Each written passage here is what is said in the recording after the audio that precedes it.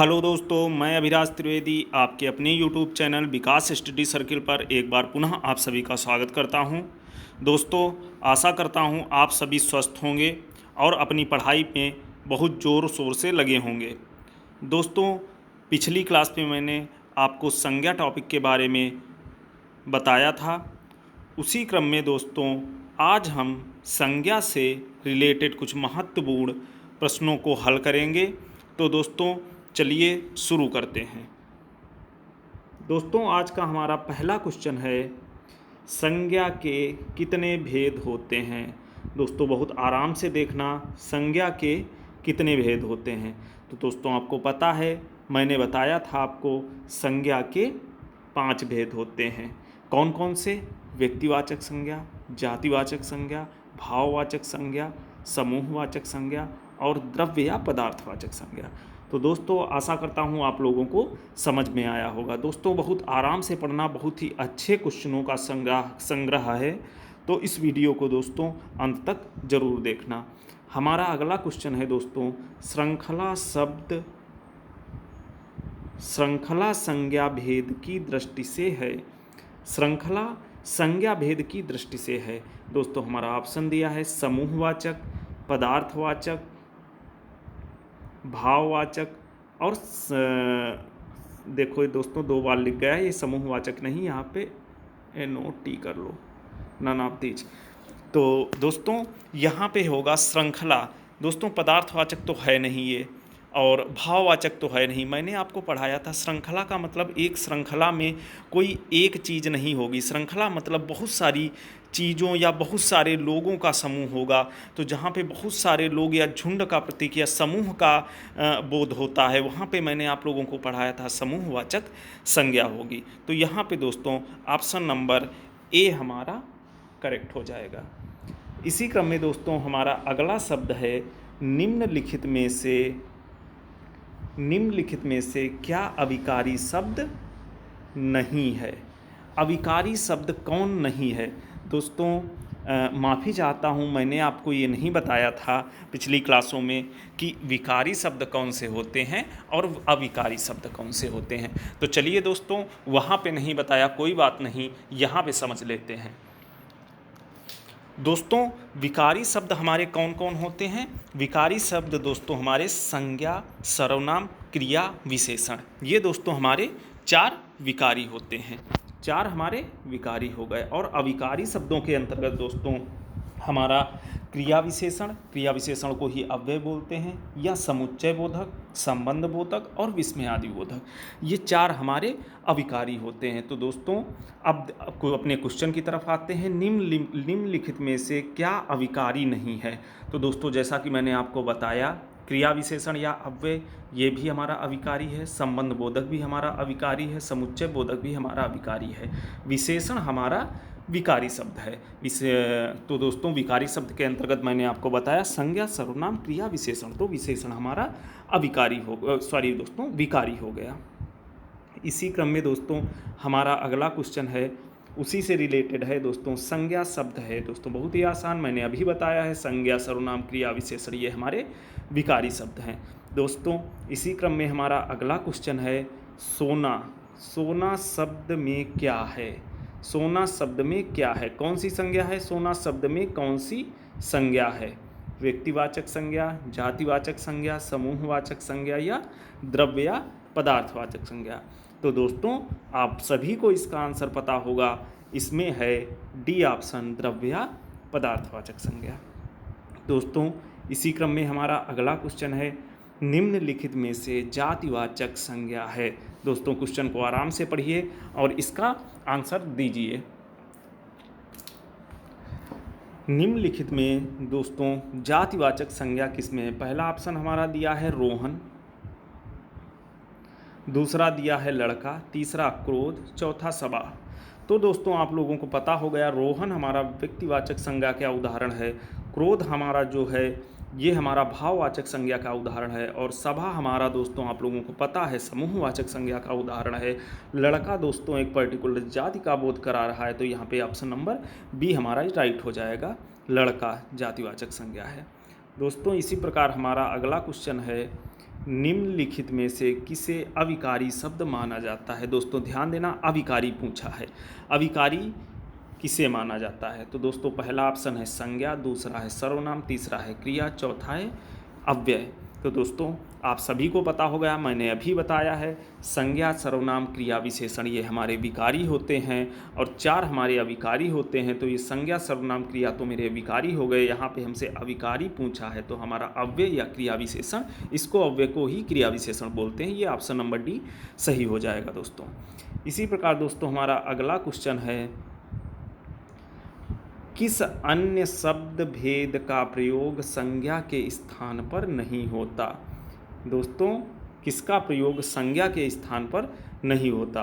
दोस्तों बहुत बढ़िया क्वेश्चन है। ऑप्शन नंबर ए है सर्वनाम, ऑप्शन नंबर बी है समुच्चय बोधक, ऑप्शन नंबर सी है विशेषण, ऑप्शन नंबर डी है क्रिया विशेषण। तो दोस्तों इसका ऑप्शन नंबर बी समुच्चय बोधक सही होगा। दोस्तों आशा करता हूँ आप लोगों को वीडियो समझ में आ रहा होगा और क्वेश्चन बहुत अच्छे लग रहे होंगे। तो दोस्तों सभी लोग अपना अपना स्कोर हमें कमेंट बॉक्स में ज़रूर बताना।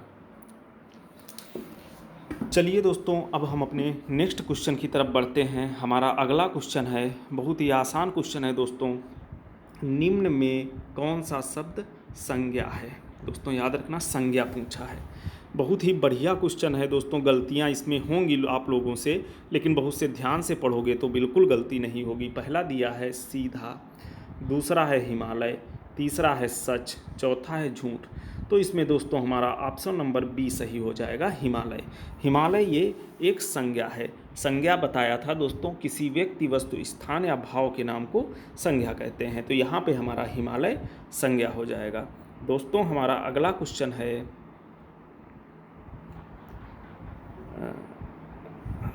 सॉरी दोस्तों, ये एक मिनट, संज्ञा ये हो गया हिमालय। हाँ दोस्तों ये वाला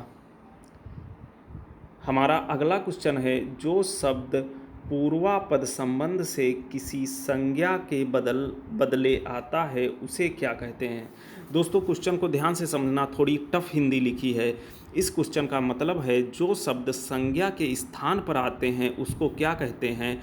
दोस्तों आप सभी को पता होगा, उसको हम सर्वनाम कहते हैं। अभी हमारा अगला चैप्टर दोस्तों हम इस क्लास के बाद सर्वनाम पढ़ाएंगे, तो वहाँ पे बताएंगे सर्वनाम किसे कहते हैं और सर्वनाम के भेद क्या होते हैं। इसी क्रम में दोस्तों हमारा अगला क्वेश्चन है, जिस संज्ञा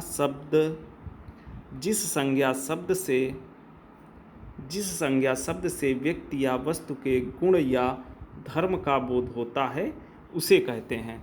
दोस्तों ऑप्शन देना, इसके बहुत प्यार से आंसर देना, इसका बहुत ही बढ़िया क्वेश्चन है। इसमें दोस्तों हमारा पहला ऑप्शन है समूहवाचक संज्ञा, दूसरा है भाववाचक संज्ञा, तीसरा है व्यक्तिवाचक संज्ञा, चौथा है जातिवाचक संज्ञा। दोस्तों इसमें हमारा सही हो जाएगा ऑप्शन नंबर बी, भाववाचक संज्ञा। दोस्तों इसी क्रम में हमारा अगला क्वेश्चन है, दक्षिण शब्द में संज्ञा है। दोस्तों बहुत ही बढ़िया क्वेश्चन है, परीक्षा की दृष्टि से बहुत ही इम्पॉर्टेंट क्वेश्चन, इसको टिक कर लीजिए। दक्षिण शब्द में कौन सी संज्ञा है। दोस्तों आप बताइए, हम आपको 2, 3, 4 सेकंड देते हैं। दक्षिण शब्द में दोस्तों पहला ऑप्शन है व्यक्तिवाचक, दूसरा है जातिवाचक, तीसरा है भाववाचक, चौथा है द्रव्यवाचक। तो दोस्तों मैंने आपको बताया था सभी दिशाओं के नाम पूर्व, पश्चिम, उत्तर, दक्षिण ये हमारे व्यक्तिवाचक संज्ञा के अंतर्गत आते हैं। तो इसमें दोस्तों ऑप्शन नंबर ए सही हो जाएगा। इसी क्रम में दोस्तों हमारा अगला क्वेश्चन है, दिनों के नाम में संज्ञा है। जो दिनों के नाम होते हैं सोमवार, मंगलवार, बुधवार, इसमें कौन सी संज्ञा है। दोस्तों आपको भी ये बहुत ही आसान क्वेश्चन है, इसमें भी option number C is right, व्यक्तिवाचक संज्ञा हो जाएगा। दिनों के नाम, महीनों के नाम और वर्षों के नाम जो होते हैं ये हमारे व्यक्तिवाचक संज्ञा के अंतर्गत आते हैं। दोस्तों इसी प्रकार हमारा अगला क्वेश्चन है, गिलहरी शब्द में संज्ञा है। बहुत ही इम्पॉर्टेंट दोस्तों क्वेश्चन और बहुत ही बढ़िया क्वेश्चन, आप लोग इसका आंसर ज़रूर दे पाएंगे। गिलहरी शब्द में कौन सी संज्ञा है। पहला है व्यक्तिवाचक, दूसरा है जातिवाचक, तीसरा है भाववाचक, चौथा है नन ऑफ दीज। तो दोस्तों इसमें ऑप्शन नंबर बी सही हो जाएगा, जातिवाचक संज्ञा। दोस्तों मैंने आपको जातिवाचक संज्ञा पढ़ाते टाइम बताया था जितने भी पशु पक्षियों के नाम होते हैं वो हमारे जातिवाचक संज्ञा के उदाहरण होते हैं। तो दोस्तों इसमें ऑप्शन नंबर बी सही हो जाएगा। दोस्तों आगे लिखा है अगला क्वेश्चन, किसमें जातिवाचक संज्ञा है। पहला ऑप्शन दिया है झील, दूसरा दिया है पशुत्व, तीसरा दिया है राम, चौथा दिया है जनवरी। तो दोस्तों यहाँ पे हमारा किसमें जातिवाचक संज्ञा है। दोस्तों बहुत आराम से पढ़ना, देखना। इसमें मैंने आपको दोस्तों इसमें ऑप्शन नंबर ए झील सही हो जाएगा। दोस्तों इसमें मैंने आपको बताया था प्राकृतिक आपदाएं जितनी भी होती हैं वो हमारी जातिवाचक संज्ञा के अंतर्गत आती हैं। तो इसमें दोस्तों ऑप्शन नंबर ए सही हो जाएगा। दोस्तों ये पशुत्व जो है ये भाववाचक संज्ञा का उदाहरण है, राम जो है ये हमारी व्यक्तिवाचक संज्ञा है, और जनवरी ये दिनों और महीनों के नाम ये हमारी जातिवाचक संज्ञा का उदाहरण है। इसी क्रम में दोस्तों हमारा अगला क्वेश्चन है ममत्व शब्द में संज्ञा है। ममत्व शब्द, पहला ऑप्शन है व्यक्तिवाचक, दूसरा है जातिवाचक, तीसरा भाववाचक, चौथा समूहवाचक। दोस्तों इसका आंसर आप सभी को पता होगा, इसका आंसर नंबर सी सही होगा, भाववाचक संज्ञा। इसी क्रम में दोस्तों हमारा अगला और आज का लास्ट क्वेश्चन है निम्न में से किसमें समूहवाचक संज्ञा है।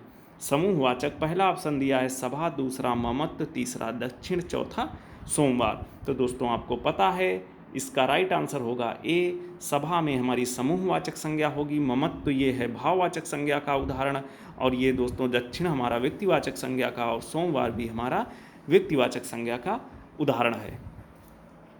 तो दोस्तों आशा करता हूँ आप लोगों को ये वीडियो समझ में आया होगा और इसके सारे क्वेश्चन आपने किए होंगे, क्योंकि ये सारे क्वेश्चन मैंने आपको पिछले वीडियो में पढ़े हुए ही सारे क्वेश्चन थे।